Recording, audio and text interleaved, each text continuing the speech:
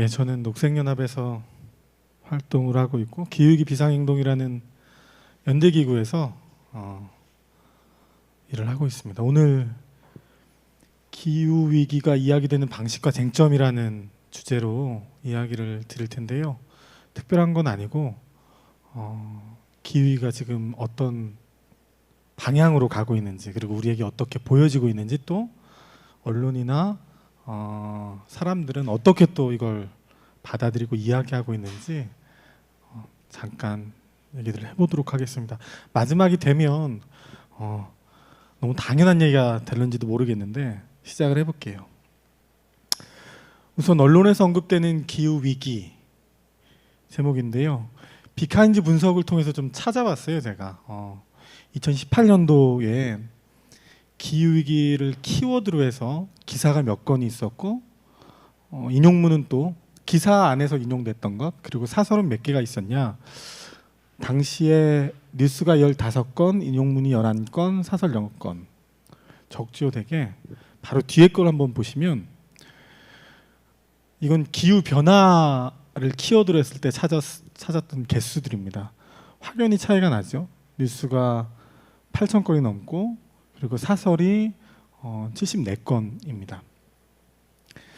사설이 0건이라는 게 제가 보기에는 좀 시사하는 바가 커요. 기사가 15건 중에는 시민사회단체 활동가들, 환경단체 활동가들 뿐만 아니라 활동가들이 기후위기를 이야기하기 시작해서 거기에 따른 기사들이 나온 거고요. 이때까지만 해도 사실은 우리는 기후변화라는 말을 썼죠. 기후변화라는 말을 썼습니다. 밑에 연관어 분석이라고 되어 있는 건 저 기사들을 가지고 그 기사 안에서 언급되었던 단어들, 키워드 이런 것들을 분석한 건데요. 뭐 동아시아연대, 온실가스, 온난화, 알만한 이야기들이죠. 여튼 사설이 연건이었다는 건 2018년까지만 하더라도 언론에서는 기후 위기라는 말을 언론의 목소리로 공식적으로 내지 않았다는 겁니다. 그랬던 것이 2018년이 지나고 19년이 되니까 5건으로 소폭 늘었어요. 뉴스는 제법 많았죠. 2019년도에 기후위기라는 게 18년도보다 굉장히 많이 기사도 늘었는데 우리에게 그 유명한 그레타 툰베리가 등장한 시기하고 겹칩니다. 그리고 뭐 키워드 중에 울산시 교육청이나 뭐 에너지전환 산업육성특별위원회, 지방정부 협의회 이런 것들이 뭘 의미하는 거냐면 지역에서 교육 현장을 책임지고 있는 교육청이나 그리고 지자체에서 기후변화, 기후위기에 대한 대응을 해야겠다는 움직임이 본격적으로 나온 거죠. 청소년들, 그레타 툰베리의 영향을 받았겠죠. 이때 기후변화를 찾아보면 확연히 많습니다. 기후변화가. 예, 역시나 많아요. 그런데 2020년에 들어오면 물론 2020년 지금 9월이니까 9월 9일까지 저희가 찾아본 건데 기후변화가 뉴스가 8,000건, 그리고 기후위기가 2,500건. 아까 그 18년도, 19년도의 추이를 보면 역전하고 있는 추세인 거예요. 이 말은 곧 언론에서 이제는 기후변화가 아니라 위기라는 말을 쓰기 시작했다라고 볼 수 있는 겁니다. 사설 등을 통해서도, 여기서 나오는 사설이라면 경향신문, 한겨레신문과 같은 보통 우리가 얘기하는 진보 중앙일간지뿐만 아니라 지역신문들, 그리고 방송, TV 매체에서도 기후위기라는 말을 심심치 않게 하기 시작합니다. 키워드로는 뭐 경상남도, 뭐 코로나19, 그리고 비상행동, 당진시, 에너지전환 이런 얘기들이 있는데 올해 그 지방자치단체들이 기후위기를 위해서 탈탄소를 선언했거든요. 그러니까 기초 지자체, 광역 지자체 다 포함해서 지방자치단체 협의회라는 곳에서 기후 위기를 벗어나기 위해서는 우리가 탄소 시대를 졸업해야 된다라는 선언을 한 겁니다. 예. 기후 위기가 이제 주류가 된 거죠. 기후 변화에서. 이건 기후 변화에 대한 얘기고요. 2019년과 20년이 분명히 변곡점이 된 건데 어떤 변화가 있었냐? 예. 그레타 툰베리입니다. 예. 제가 연대에서 일하고 있는 활동하고 있는 기후위기 비상행동이라는 일종의 조직체가 2019년도에 만들어졌는데 사실 그 영향을 끼친 인물이 그레타 툰베리이기도 합니다. 학교에 가지 않고 결석 시위를 하죠. 그리고 비행기를 타지 않습니다. 예. 남미나 아니면 뉴욕까지 배를 타고 가기도 해요. 옥스퍼드 사전이나 콜린스 사전에서 클라이밋 에머전시, 클라이밋 스트라이크 이런 단어들이 올해의 단어들로 꼽히게 됐는데 그 결정적인 이유가 그레타 툰베리 같아요. 예. 한국에서도 청소년 기후행동이라는 조직체가 만들어지고 그리고 뭐 청년 긴급 기후행동이라는 조직체가 만들어진 것도 이 영향을 이 친구에게 받았다고 해도 과언이 아니에요. 예. 그리고 2020년은 새해 벽두부터 우리는 남반부에서 산불 소식을 접하죠. 예. 호주에서 대규모의 산불이 일었습니다. 예. 테러라고 불리기도 하고요. 예. 호주 산불 모습인데요.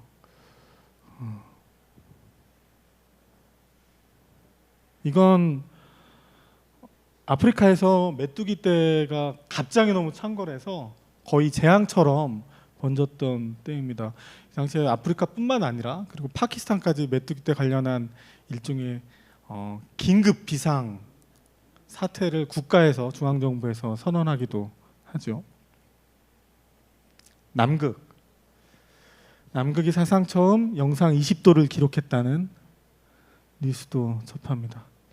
지금 나왔던 게 하나는 뭐 그레타 툰베리는 그렇다 치고 산불이 있었고 그리고 메뚜기 그리고 남극의 고온 이런 것들이 기후 위기의 증거로 부각되기 시작한 겁니다. 우리가 보통 예전에는 기후 온난화라는 말을 쓰죠. 그때 해수면이 상승하고 하는 것들은 기후 위기, 기후 변화의 징후 증거들의 굉장히 전통적인 기준인데 산불이나 아니면 이런 그 곤충들의 이상 번무 이런 것들은 새롭게 부각되고 있는 증거일 수 있어요. 그리고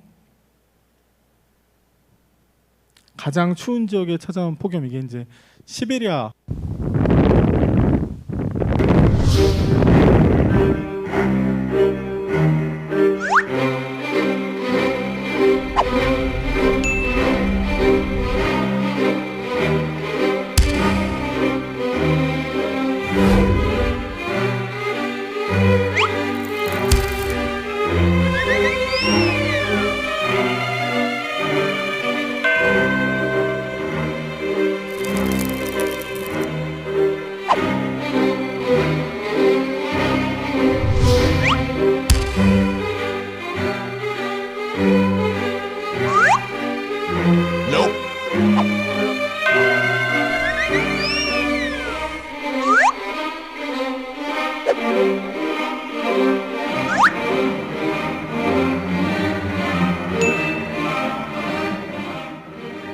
Stop now. See. Look at You were that. doing that for about.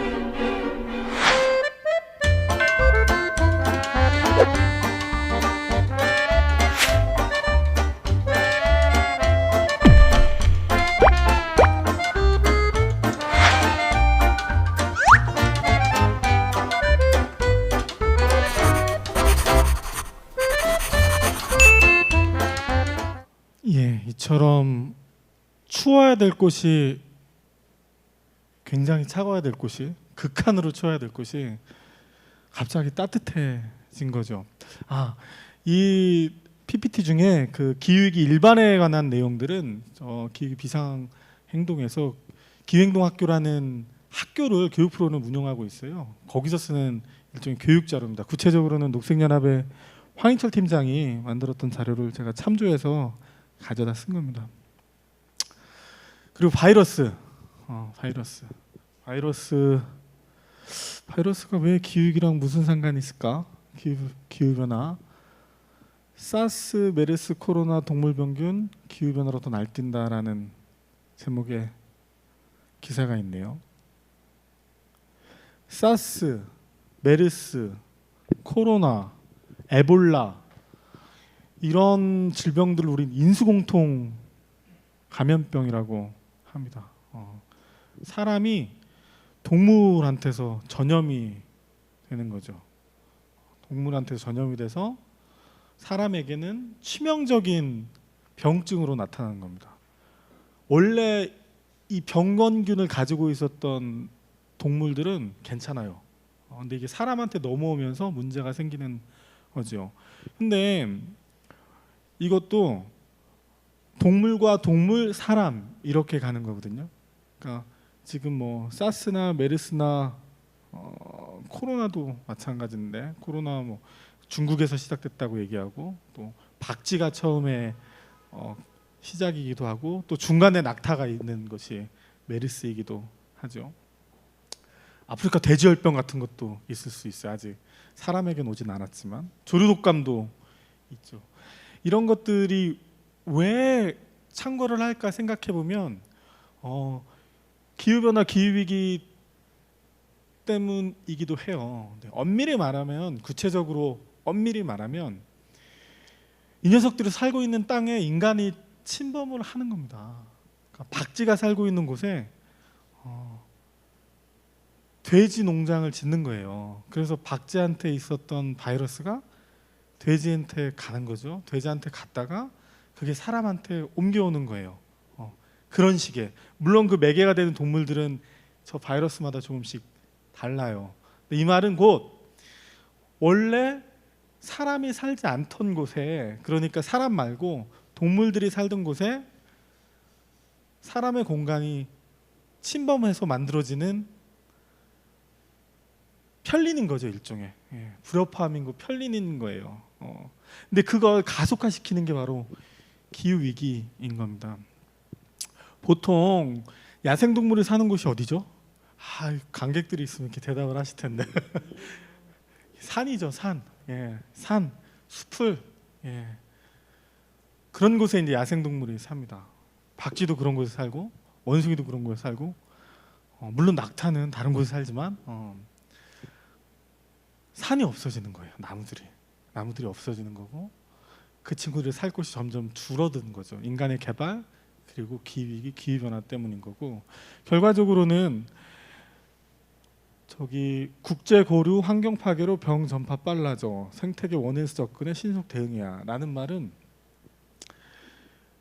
전파의 속도 굉장히 빨라진 거고 더 이상 우리는 이런 바이러스가 새롭게 발생되어서 인간에게 영향을 미치는 것에 대해 예측할 수 없는 상황에 이르렀다라는 걸 이야기하는 겁니다.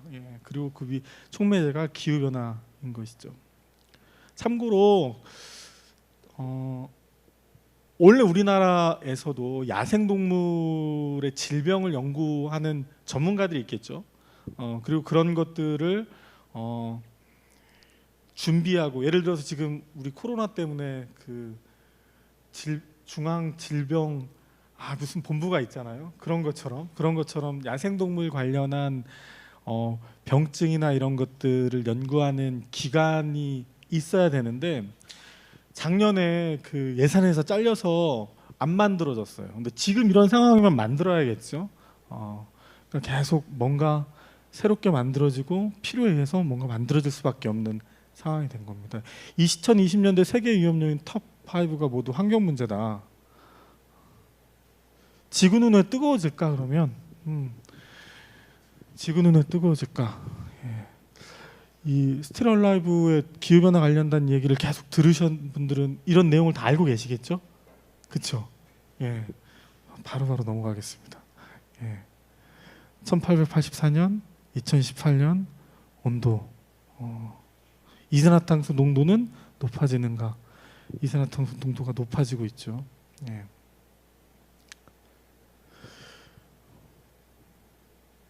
공이 잘 안 들어와요. 일시, 100, 1000만. 만년에 약 5도 상승, 100년에 약 1도 상승. 그래서 우리가 뭐 2.5도씨, 뭐 3도씨, 1.5도씨 이런 말을 쓰죠. 다 아시는 얘기일 테니까.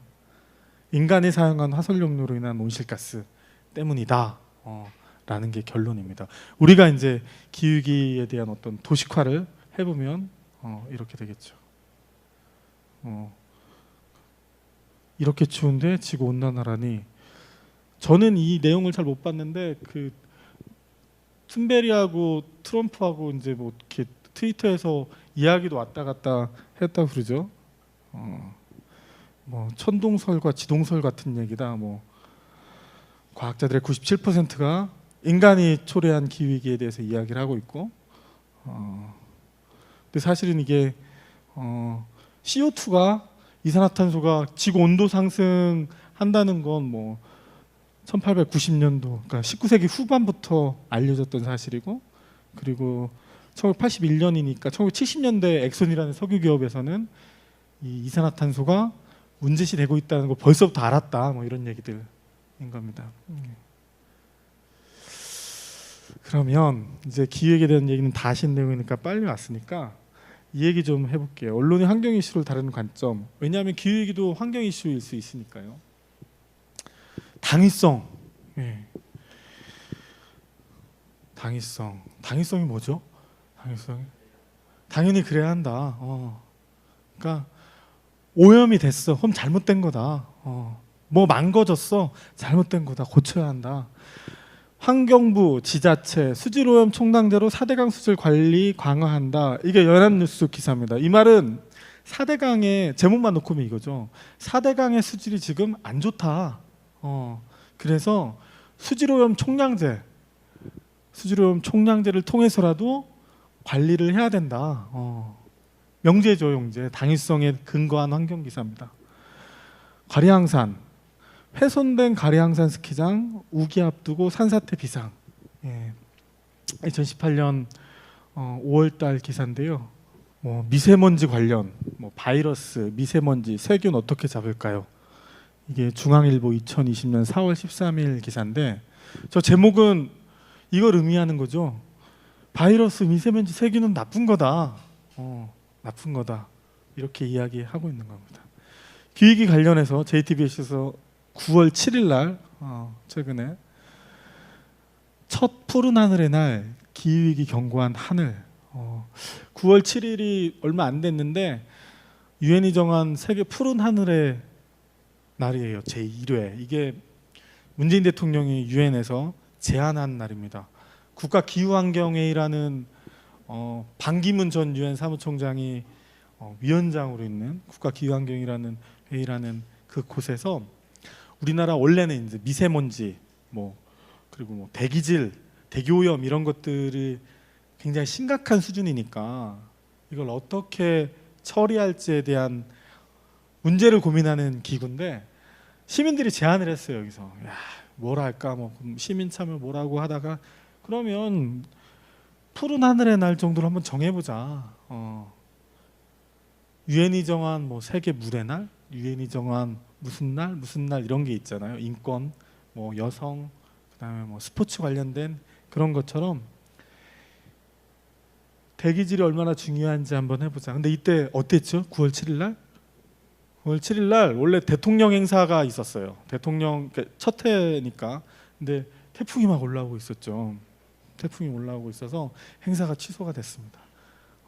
이 말은 곧 기후위기가 되게 심각한 상황이다라는 걸 저 제목에서는 얘기하고 있어요.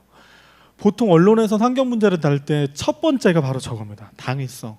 오염돼 있으면 오염돼 있다, 잘못됐다, 심각하다. 뭔가 망가져 있으면 망가져 있다, 잘못됐다, 사람들에게 피해를 줄 거다 고쳐야 한다. 저게 바로 당위성입니다. 다음으로 제가 볼게요. 다음은 갈등 사안. 이게 기계적 중립일 수도 있는데 똑같은 4대강이에요. 아까는 4대강에 문제가 있다라는 걸 이야기한 기사였는데 여야 4대강 보해체 공방, 자연성 회복, 광기 어린 결정. 연합뉴스. 아까도 연합뉴스였으니까 여야가 다른 목소리를 낸다는 거예요. 4대강 보해에 대해서. 4대강 사업에 대해서 혹시 모르시는 분이 계실 수도 있으니까 간략하게 설명을 드리면 4대강 사업은 우리나라의 한강, 낙동강, 금강, 영산강 이 4개 강에 16개의 보를 건설하는 겁니다. 이 보라는 건 댐이죠.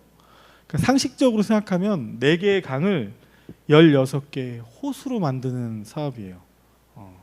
왜 이 사업을 했을까? 뭐 이명박 대통령 때 뭐 한반도 대우나 뭐 여러 가지 것들이 있는데 여하간 강바닥을 파내서 강을 굉장히 깊게 만들고 거기에 보를 만들어서 커다란 호수 16개를 만드는 게 4대강 사업의 본질입니다. 근데 지금에 와서 이제 문재인 정부는 4대강 재자연화를 공약으로 내걸고 있는데 자연성 회복, 그게 4대강 재자연화죠. 여당은 자연성 회복을 해야 된다고 4대강 보를 해체하자고 한다. 야당은 광기 어린 결정이다 이렇게 이야기를 해요. 저 제목만 보면 정쟁이죠. 여야가 다른 목소리를 내고 있어요. 4대강 홍수 맞나 부르나 보는 홍수 방어 힘들어. 저 기사를 한번 봐야 될 것 같아요. 한번 보여주십시오. 저 기사는 심각한 어떤 언론의 잘못이라고 저는 생각을 하거든요. 24조 원을 투입시켜 진행한 이 4대강 사업, 과연 4대강 사업 덕에 홍수 피해가 이만했던 건지 아니면 이것 때문에 피해가 더 커진 건지 정부가 피해 복구가 끝나면 실증적인 분석을 벌이기로 했습니다. 김미희 기자가 보도합니다. 기록적인 폭우가 이어진 9일 새벽, 낙동강 합천 창녕보 상류의 제방이 잘려나갔습니다. 보에 갇힌 강물의 압력을 이기지 못하고 제방이 터진 겁니다. 바로 전날에는 남원을 가로지르는 섬진강의 제방이 무너져 인근 마을을 덮쳤습니다. 낙동강과 섬진강, 4대강 사업이 이뤄진 강과 제외된 강의 붕괴를 두고 해석이 분분합니다. 4대강 사업을 지지했던 측에서는 기록적인 폭우 상황에서 4대강 사업의 효과가 증명됐다는 입장입니다. 그런데 이번에 분명히 16개 그 댐에 물이 다 고여 있잖아요. 만약에 댐이 없었으면 어떻게 됐을까요? 한번 생각해 봅시다. 다 하천으로 흘러내려갔잖아요. 반면 환경단체 등은 낙동강 제방의 붕괴 원인을 4대강 사업에서 찾았습니다. 그 직접적인 원인은 제방 관리를 못한 거고 보가 건설되었는데 보는 하천 수위를 상승시켰기 때문에 상승된 하천 수위는 그 파이핑 현상을 가중시키는 역할을 했다. 감사원도 정권에 따라 감사 결과를 바꿨습니다. 이명박 정부 때는 4대강 사업으로 홍수 방어가 가능해졌다고 평가했고 2년 뒤 박근혜 정부에서는 4대강 사업의 목적이 홍수 예방보다는 운하 건설이었다고 말을 바꿨습니다. 2018년 감사에서는 홍수 예방의 이익이 거의 제로에 가깝다고 평가했습니다. 4대강 사업이 정치 공방으로 이어진 가운데 문재인 대통령이 4대강 사업에 대한 실증적인 평가를 언급했습니다. 4대강 보가 홍수 조절에 어느 정도 기여하는지를 실증적으로 분석할 수 있는 기회이기도 합니다. 분석 결과에 따라 그동안 논란이 된 4대강 보의 철거에 대한 논의가 진전될 것으로 보입니다. 이명박 정부 때 강행한 4대강 사업은 4년 동안 24조 원이 투입됐고 유지 보수에만 4조 원이 추가 투입된 것으로 추정됩니다. MBC 뉴스 김미희입니다. 이 뉴스의 결론은 4대강 사업이 홍수를 막았는지 아니면 홍수 피해를 줄였는지 아니면 홍수 피해를 가중시켰는지에 대한 판단을 유보하는 겁니다. 이 뉴스는 중립을 지키고 있는 거죠.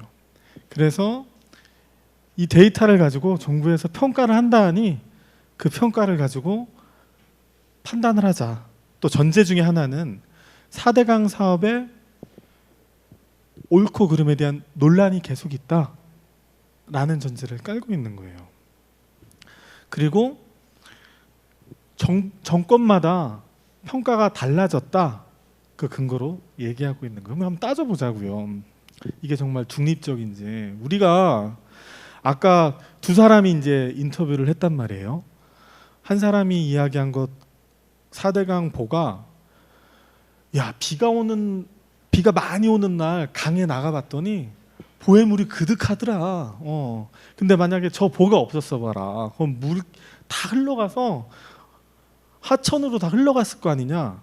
이렇게 인터뷰가 마무리되죠. 그러면 물이 하천으로 흘러가면 그건 홍수인 거고 잘못됐다는 이야기를 하고 있는 거예요. 상식적이지 않죠. 상식적이지 않아요. 왜냐하면 한강을 예로 들자고요. 비가 많이 오면 우리가 뉴스에서 항상 듣는 말이 팔당댐 방류입니다. 비가 많이 오면 상류에 있던 댐에 수문을 열어서 물을 내려보내야 돼요. 왜? 뚝이 터지니까, 넘칠 테니까, 댐에서 물이. 댐의 기본적인 역할은 만약에 그게 정말 필요하다라고 10분 양보해서 모든 댐, 물론 저는 모든 댐은 필요한 댐도 있고 필요 없는 댐도 있다고 하는데, 모든 댐이 만약에 필요하다고 10분 양보해서 전제한다면 댐은 가뭄일 때 효과가 있겠죠. 물을 가다 두는 거니까. 홍수일 때는 장애물입니다. 물길을 막으니까. 물길을 막으면 어딘가에 터지고 넘쳐 흐를 테니까. 상식적이지 않아요. 또 하나는 각 정권마다 판단이 달라졌다고 얘기하는데, 예로 든 정권이 3개의 정권이었어요. 이명박, 박근혜, 문재인. 이명박 때는 효과가 있다라고 얘기를 했는데 박근혜 때는 효과가 없다라고 얘기했고, 또 문재인 때도 효과가 없다라고 이야기했대요. 이명박과 박근혜 정부를 교묘하게 분리시키고 있어요. 다른 정권인 것 마냥. 그건 페어하지 않죠. 이명박 대통령은 본인이 했었으니까 억지로 그렇게 했던 거고, 여하간 같은 정당의 같은 정권이었는데 나중에 봤더니 없다라고 판단을 내린 거면 여기서 언론은 유보를 하면 안 되는 겁니다. 4대강 사업, 4대강 보가 홍수 피해를 막는 게 아니라 가중시킬 수 있다라고 가치 판단을 해야 되는 거예요. 아까 당위성처럼 근거들이 있는 거니까. 평창 동계올림픽 1년, 가리항상 복원 존치, 갈등의 골 여전. 평창 동계올림픽 2018년 평창 동계올림픽을 할 때 언제 결정이 됐죠? 그게 2000 남아프리카 공화국에서 결정이 됐는데 연수가 갑자기 생각이 안 나네요. 여하간 IOC-총회에서 평창이 동계올림픽 개최지로 결정이 되는 순간 가리왕산이 후보지였어요. 그러니까 우리 안에서는 활강 경기장이 후보지였는데 2012년도에 가리왕산으로 활강 경기장 대상지로 정했어요, 정부가. 우리나라 정부가. 근데 그때 약속이 있었어요. 뭔 약속이냐면 경기가 끝나면 복원한다. 왜냐하면 저곳은 산림유전자원 보호구역, 그리고 생태자연도 1, 2등급 등등 해서 보호지역이거든요. 스키장이나 이런 개발시설에 들어올 수 없는 지역인데 올림픽 때문에 어쩔 수 없이 슬로프를 만드는 거였으니까 경기가 끝나면 복원하는 게 약속이었던 거예요. 그럼 언론은 저렇게 하면 안 되죠. 갈등의 골 여전한 게 아니라 가리항상 복원이 원래 원칙인데 누군가가 존치를 요구하고 있다라고 기사를 써야 되는 거예요. 기계적 중립인 것처럼 드러나는 사실을 가지고 저렇게 이야기하면 안 돼요. 기후위기 관련해서 태평로, 탈원전 앞잡이와 구건권의 밥그릇 다툼. 한번 볼까요, 이거? 조선일보 사설인데요. 사실 이건 기계적 중립이나 아니면 갈등 사안이라기보다도 조선일보에선 드러내놓고 이제 탈원전을 비판하는 거죠.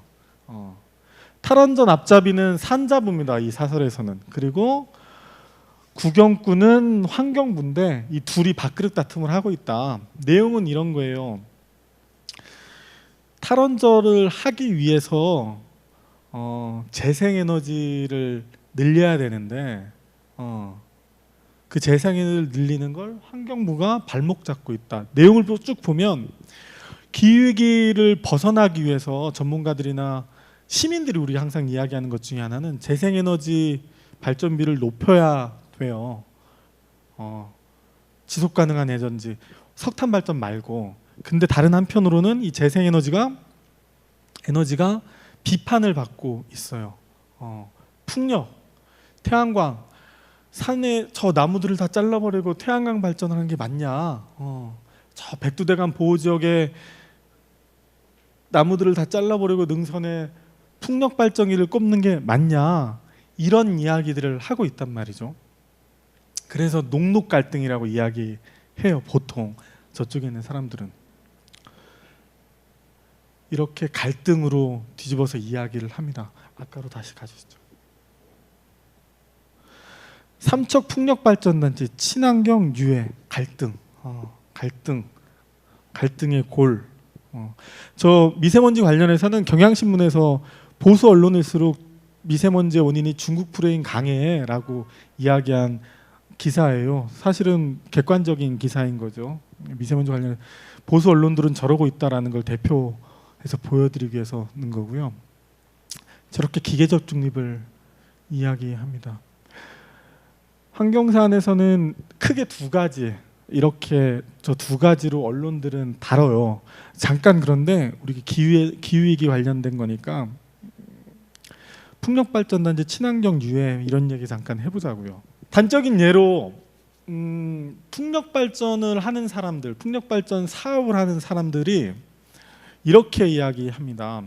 풍력발전기가 안정적으로 돌아가기 위해서는 바람이 초당 6m에서 7m 정도 불어야 된다.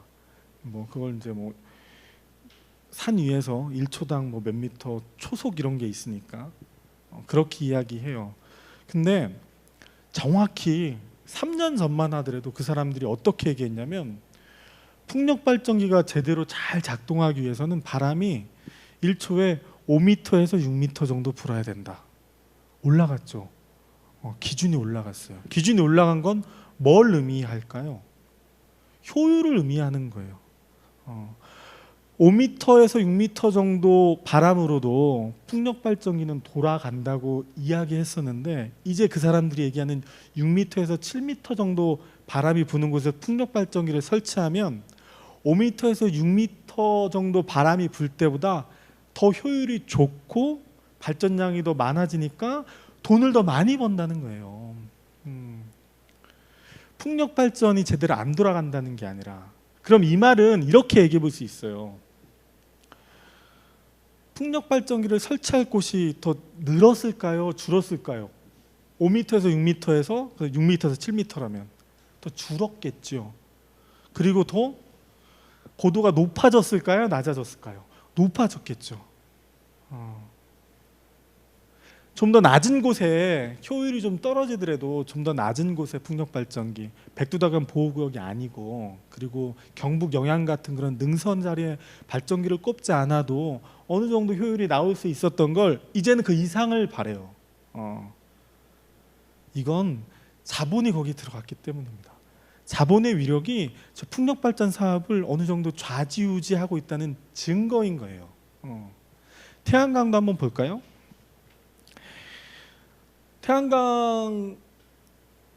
태양광이 입지하기 위해서는 환경부에서 정한 일종의 가이드라인, 그러니까 규정이 있을 거 아니에요. 그 규정을 따라야 해요. 물론 이것도 권고긴 하지만 바뀐 게 있어요. 최근에 바뀌었는데 경사도가 바뀌었어요.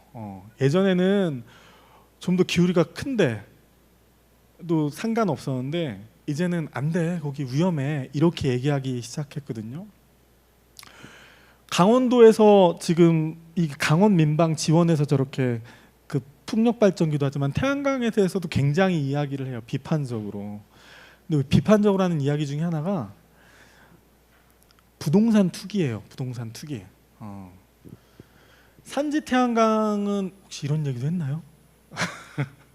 산지 태양광은 산에 만들어진 태양광일 거 아니에요. 그러면 우리가 보통 지목, 부동산을 우리가 사게 되면 지금 여기는 건물이죠. 건물. 그러면 건물이 들어올 수 있는 땅이 있고 밭이 들어올 수 있는 땅이 있고 논이 들어올 수 있는 땅이 있고 논밭도 안 되고 집이 들어올 수 있는 곳도 아닌데 임야 산이 그냥 산 같은 곳 임야 이렇게 구분이 돼요. 부동산이 이렇게 지목별로 구분이 되는데 산이나 농지보다 더 비싼 곳이 있겠죠. 건물을 질 수 있으면 비쌀 거예요. 창고를 질 수 있으면 비쌀 거예요. 주차장을 넓게 질 수 있는 곳이라면 비쌀 거예요. 왜냐하면 임야는 그냥 나무만 있어야 되니까, 농지는 그냥 농사만 져야 되니까, 그게 아니라 다른 개발을 할 수 있는 곳이 되니까 그걸 우리는 잡종지라고 불러요. 태양광 발전 시설이 들어오는 순간 거긴 잡종지가 됩니다. 용도가 변하죠. 그러면 당연히 땅값이 올라요. 태양광 뭐 20년, 10년, 뭐 10년, 20년 뭐 철거하고 하는데 그 이후엔 다른 일을 할 수 있는 거예요. 그러니까 태양광 발전 시설로 허가를 받고 태양광 발전을 설치를 했는데 잡종지로 변했으니까 부동산 이익을 얻을 수 있고 기대할 수 있는 거죠. 그래서 이번에도 이제 그것까지 포함해서 제도가 좀 더 바뀌고 있는 추세이긴 해요. 이 말을 왜 하냐면 아까 풍력 얘기도 하고 태양광 얘기도 하고 왜 하냐면 재생에너지를 확대해야 되는 건 맞는데 그 방법에 있어서는 우리는 고민을 해야 되는 건 맞는 것 같아요. 만약에 다른 사람이 다른 분이 저처럼 재생에너지를 확대해야 되고 기후위기에 대해서 위기감이 있다고 생각하는 다른 활동가가 와서 이야기하면 다른 얘기를 할 수도 있어요. 저랑은 약간 결이 다른데 제가 생각하는 한 주민이 반대하고 그리고 자연 생태를 훼손하고 원래 기존에 있던 법과 제도를 위반하면서 재생에너지 시설을 무조건 빨리 집어넣는 건 그것 또한 파시즘 아닐까라는 생각을 전 하거든요. 재생에너지가 지속 가능하기 위해서는 지속 가능함을 전제해야 되는 거고 그건 지역 주민, 자연 생태도 마찬가지이겠죠. 제도는 계속 보완해 나가야 되는 거예요. 풍력, 태양광, 해상 태양광, 뭐 해상 풍력 등등해서 지금 만들어낸 제도도 계속 보완해 가야겠죠. 제도를 거스르면서까지 뭘 빨리 하는 건 문제가 있다고 저는 생각을 하거든요. 여튼 언론에서는 이런 것들도 갈등 요소로 삼아서 공격을 해요. 그리고 그걸 탈원전이나 탈핵하고 연결시켜서 다른 탈핵 정책까지도 공격을 하는 도구로 삼아요. 갈등 사안과 당위성 이렇게 이야기를 하는 겁니다. 기후위기 현장 이거는 그러면 언론에서 저렇게 다루고 있는데 지금 우리는 어떤 상황이냐? 아까랑 중복되는 걸 수도 있는데 얘기를 좀 더 해볼게요. 연평균 기후 변화 이 얘기도 아마 전에 하셨던 분들이 이야기를 하셨을 테니까 빠르게 넘어가겠습니다. 호우, 태풍, 대설, 폭염 사망 원인 통계죠.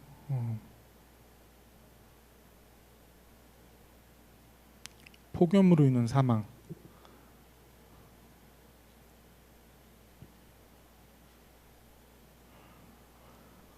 기후변화에 따른 폭염일수 변화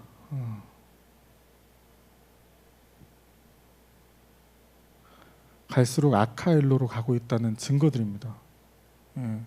바다 수온이 상승하고 있고요.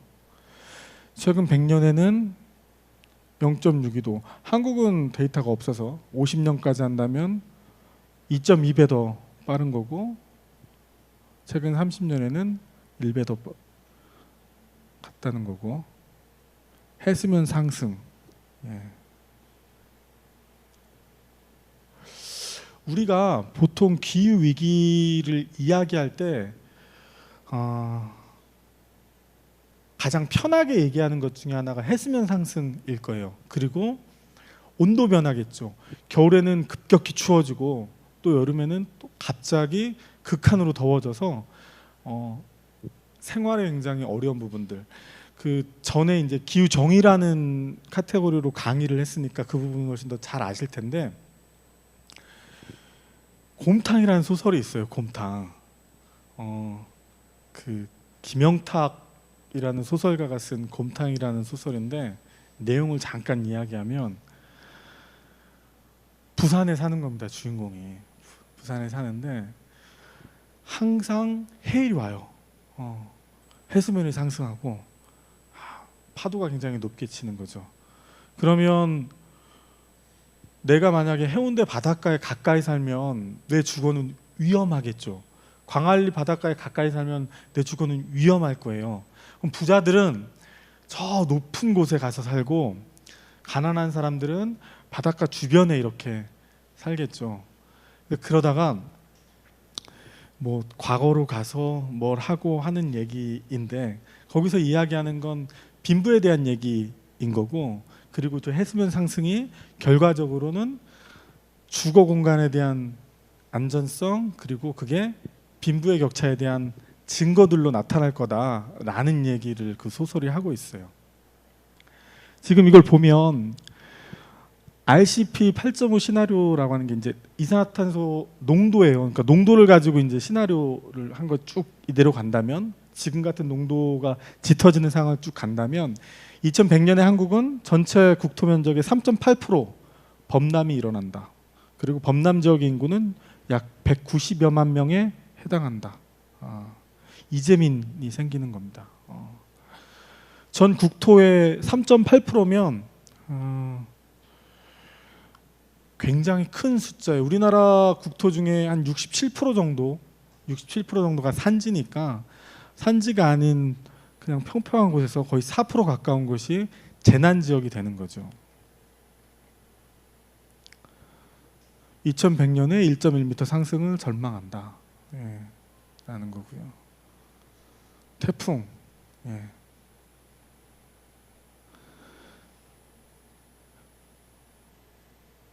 계속 북상하고 있는 슈퍼 태풍들인 얘기죠. 2100년도 한반도 영향 주는 태풍 2배가량 많이 온다. 지금 얘기 나왔던 게 폭염, 그 다음에 해수면 상승, 그리고 뭐 태풍, 뭐 이런 것들 있을 텐데, 겨울에 이제 그 기온이 굉장히 올라가고 이런 것도 있을 거고요. 모든 자연의 변화들은 기후의 증거들인 겁니다. 모든 자연의 변화들은 기후의 증거들인 거고, 산불도 마찬가지인 거예요. 외국에선 보통 이제 호주 그래서 연방 정부 그 올 초에 산불이 크게 났을 때도 연방 정부와 그리고 그 주정부와 사이에 갈등이 있었던 걸로 전 알고 있는데, 얘들은 이제 자연적으로 불이 난대요. 국토가 넓은 곳에, 미국도 마찬가지겠죠. 자연 발화로 불이 나는 건데, 굳이 인재가 아니더라도. 그러면 자연 발화가 되면 이제 어떻게 할까? 그냥 두는 거죠. 어떻게 할 수 있는 상황이 아닌 만큼 규모가 굉장히 큰 거고, 연례 행사처럼 이렇게 반복을 하는 거예요. 이걸 따지고 보면 자연의 사이클처럼 인식을 하고 있는 거예요. 불이 나서, 그리고 산림이 사라지고, 또 새로운 숲이 나고, 또 천이가 되고, 이런 과정들의 반복인 거예요. 우리나라는 좀 달라요. 우리나라는 그러기에는 산림이 굉장히 치밀하게 광범위한 면적을 차지하고 있지 않고, 그리고 우리나라의 산불들은 대부분 자연 발화가 아니라 인재에 가깝거든요. 인재에 가까운데, 문제는 산불이 증가하고 있는 이유는 인재의 발화점이 높아지고 있는 거예요. 바람의 영향, 기온의 영향, 이런 것들이, 건조일수, 이런 것들이 산불이 훨씬 더 잦아질 수밖에 없는 상황으로 치닫고 있는 거고, 그리고 그게 갈수록 더 격화될 것이다. 태풍도 마찬가지인 거고, 이런 것들이 전문가들이 이야기하고 있는 거죠. 식량도 마찬가지입니다. 쌀 생산 수량, 뭐 미래 전망 이렇게 되어 있는데, 물고기 안 잡히죠. 이제 그 안 잡히는 물고기들이 있어요. 명태, 뭐 그리고 난류성 어류들을 갈수록 더 많이 이제 잡게 되는 거고, 식량도 이런 쌀뿐만 아니라 사과가 계속 올라가고, 예전에는 뭐 대구 사과였는데 계속 올라가고 있고, 밑에 있었던 것들이 올라오고 있죠. 이런 것들이 사실은 자연의 변화는 자연스러울 수 있어요. 그러니까 우리나라의 소나무가 침엽수가 멸종할 수도 있는 거죠. 기후 변화가 이렇게 쭉쭉쭉쭉 지나다 보면 우리나라가 아열대교가 될 수도 있죠. 근데 문제는 그 기울기가 굉장히 급격하다는 데 문제가 있는 거예요. 우리는 그걸 적응이라는 단어를 쓰죠. 그래서 기후 변화의 대응도 굉장히 중요하지만 기후 위기의 적응도 굉장히 중요해요.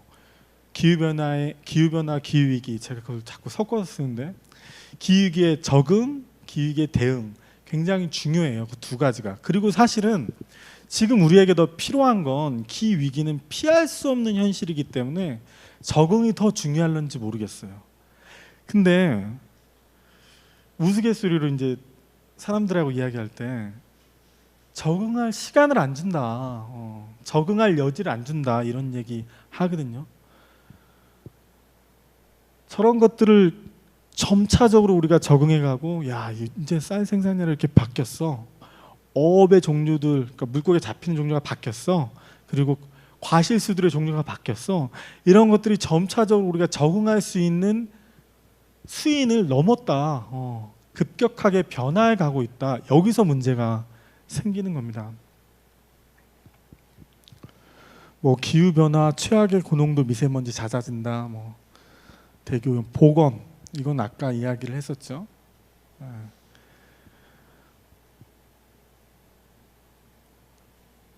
침엽수가 말라 죽어가고 있는 겁니다.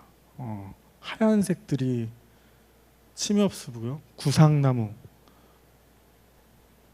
여기는 한라산이에요. 한라산의 구상나무가 죽어 있는 모습이에요. 이게 사계절이 뚜렷하잖아요. 우리나라가 사계절이 뚜렷한데 그걸 이제 여러 가지 증거들을 찾을 수 있는데, 그 중에 산림에선, 산에서는 아고산대라는 일종의 이제 아고산대라는 영역, 범주, 이런 걸로 구분을 해요. 그러니까 아고산대가 간 해발 한 뭐 1,500m, 1,600m에서 뭐 1,700m, 1,800m 이 정도 사이에 이제 아고산대라고 불려요. 아고산대에 사는 나무들이 또 따로 있죠. 뭐 그게 구상나무도 있고 여러 가지 침엽수들이 이제 살아요. 근데 걔네들이 저렇게 죽어가고 있는 거예요. 그러면 걔들이 다 죽고 저 자리에 누가 서냐? 화렵수들이 서요. 화렵수에 서면 아고산대가 사라지는 거죠. 우리나라에 아고산대가 사라지면 우리나라는 지금처럼 사계절을 가지고 있는, 사계절이 뚜렷했던 온대 지역이 더 이상 아닌 게 되는 거예요. 그러니까 그 자연의 지표상 한라산에 가면 구상나무의 무덤들처럼 저렇게 다 죽어 있어요. 그런 것들이 굉장히 심각한 수준이에요. 바닷속이죠. 바닷속.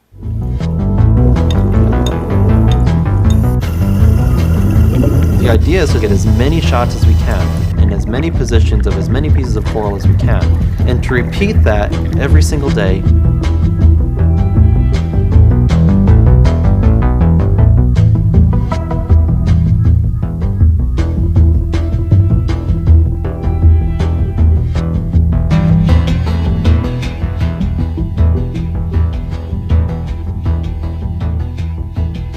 바닷속의 변화를 확인할 수 있는 여러 가지 척도 중에 하나가 뭐 물고기가 어떤 게 잡히냐도 있겠지만, 실제로 바다 안에 들어가 보면 색깔이 달라지고 있고 모양이 달라지고 있어요. 그걸 이제 우리는 백화 현상이라고 이야기를 하는데, 지금 저기는 그 경산호, 그러니까 산호에는 경산호라는 친구가 있고 연산호라는 친구가 있는데, 저쪽은 경산호가 있는 곳이에요. 우리나라에는 연산호가 살아요. 제주도부터 시작해서 남해안 쪽으로.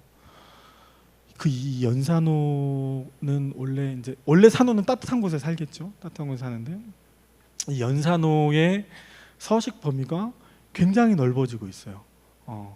남해안, 뭐 여수, 뭐 통영 막 그쪽으로 계속 올라오고 있는 거죠. 동해 쪽으로. 동해 바다에 내려가면 저런 녀석들이 없어요. 없는데 계속 넓어지고 있어요. 넓어짐과 동시에 백화 현상이라는 게 또 심각하게 있는 거예요. 보시면 우리가 보통 바닷속에 들어가면 뭘 상상할까요? 사람마다 좀 다를 텐데 저는 해초류를 상상해요. 해초류를. 그네에 들어가면 뭐 미역도 있고 톱도 있고 이제 그런 것들이 안 나요.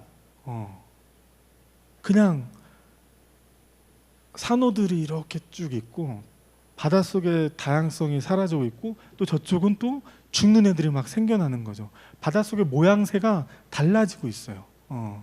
그게 녹색연합이 기후위기의 증인들이라는 그 이제 뒤에 나올 텐데 그걸 하면서 그 바닷속 제주 바닷속에 들어가서 뭐 사진을 찍기도 하고 그리고 영상을 담기도 했는데 그 사진 중에 하나가 한 20년 정도 차이를 두고 그리고 그 제주 구자라는 곳에서 톳을 채취하는 모습을 보면 현격하게 양이 줄었다는 걸 알아볼 수 있어요. 그러니까 증거들이 그렇게 바로바로 생겨나고 있는 거죠.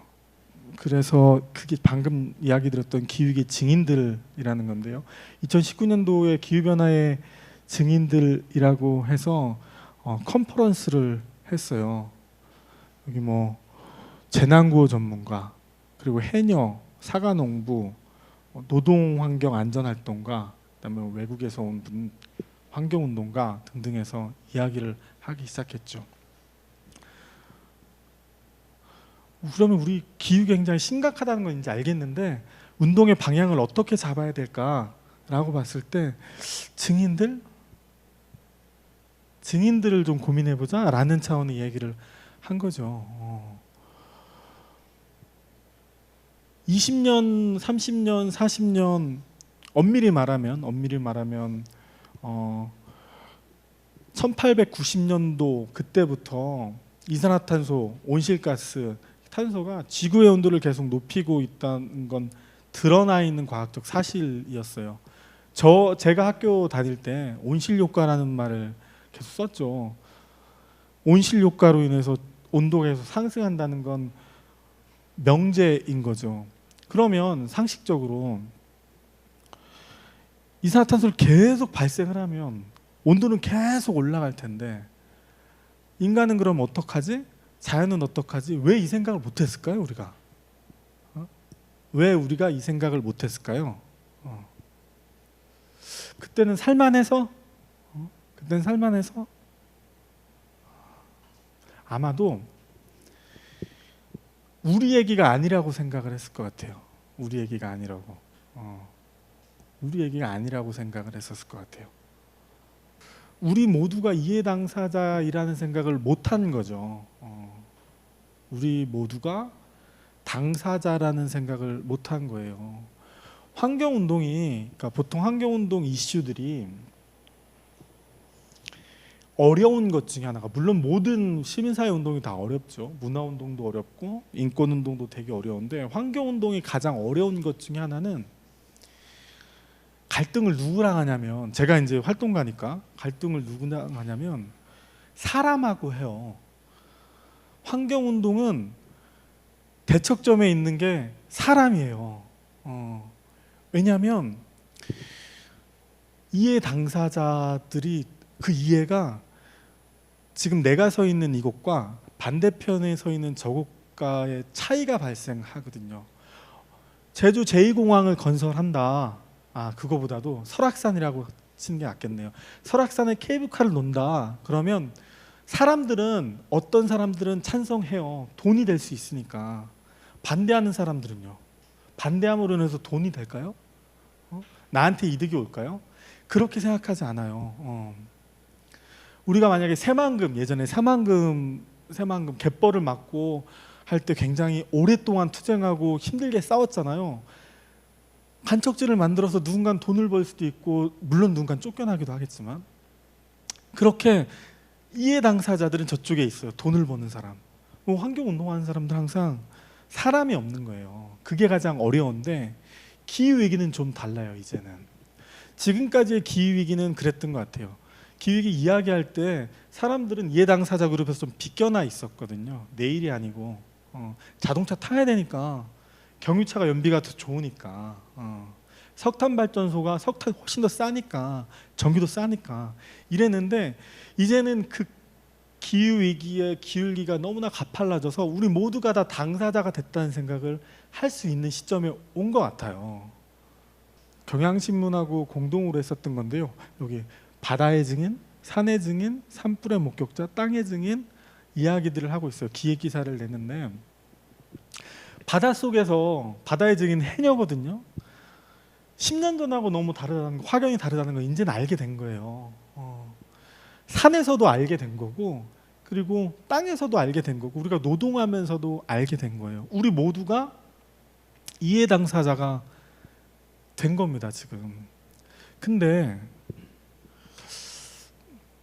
잘 안 바뀌어요. 예를 들면 그러면 화력 발전을 확 줄여야 되고 그리고 우리의 국가 목표를 이렇게 세우고 그린 뉴딜이라는 걸 발표했잖아요. 그런 거 안에서 기후위기를 어떻게 해결할까라는 이야기들이 들어가야 되는데 그게 잘 안 돼요. 안 되는 이유는 여전히 누군가는 당사자가 아니라고 착각하고 있거든요. 여전히 누군가는 내일이 아니라고 착각하고 있어요. 산업부 장관이 탄소해산이 뭐냐 그걸 물어봤더니 모른다고 했다면서요. 그래 기사에 났었잖아요. 자기는 아니라고 생각을 하는 거예요.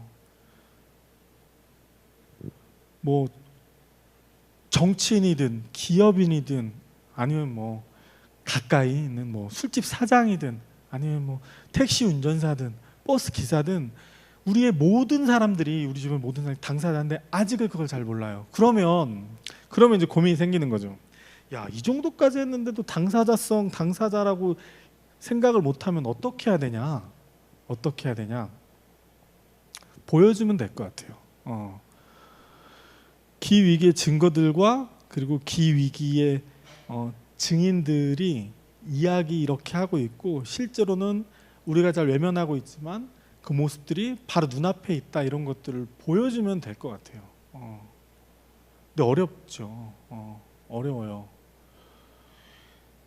12일 내일 모레 기후위기 비상행동에서 온라인 집회라는 걸 해요. 원래는 사람들이 좀 많이 모여서 이런 거 막 하고 싶었거든요. 이런 거 멸종조항 운동이라는 거 하죠. 멸종조항 말이 되게 멋있죠. 인류가 멸종하게 생겼고 거기에 저항한다는 의미가 들어가 있겠죠. 작년에 이제 이런 걸 하고 싶어요. 이런 거 하고 싶은데 코로나 때문에 못해요. 코로나19 때문에 우리 못하죠. 사람 모이면 안 되니까. 그럼 내년엔 할 수 있을까? 잘 모르겠어요. 세상이 또 어떻게 이런 것들을 할 수 있는 세상이 올지 그런 게 다시 우리에게 돌아올지 도래할지 잘 모르겠어요. 여하간 어떤 기획을 했냐면요. 사람을 못 모으니까 신발을 좀 놓기로 했어요. 외국에서 그런 거 하잖아요. 한 1000켤레 정도, 한 1000켤레 정도를 공간에다가 이렇게 사람 대신 놓고 그리고 거기에 증인들을 소환하기로 했습니다. 기후의 증인들을 농사를 짓는 분 그리고 노동을 하시는 분 그리고 과학을 하시는 분 이 기후위기에 벌어지는 난제들 때문에 주거 문제, 인권 문제가 얼마나 어려운지 증언하실 분들 이런 사람들을 모셔서 이야기를 들을 거예요. 그래서 그걸 온라인으로 송출하려고 합니다.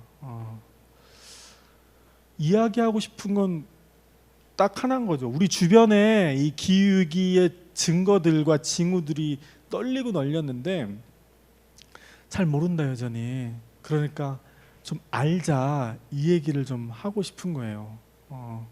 그래서 제가 아까 막 뭐 언론은 이렇게 받아들이고 그래서 기계적 중립, 당위 뭐 이런 얘기를 계속했는데 기후 위기만큼은 우리 모두가 다 당사자인 의제이기 때문에 이해 당사자 운동, 당사자 운동을 하면 훨씬 더 큰 목소리를 낼 수 있다.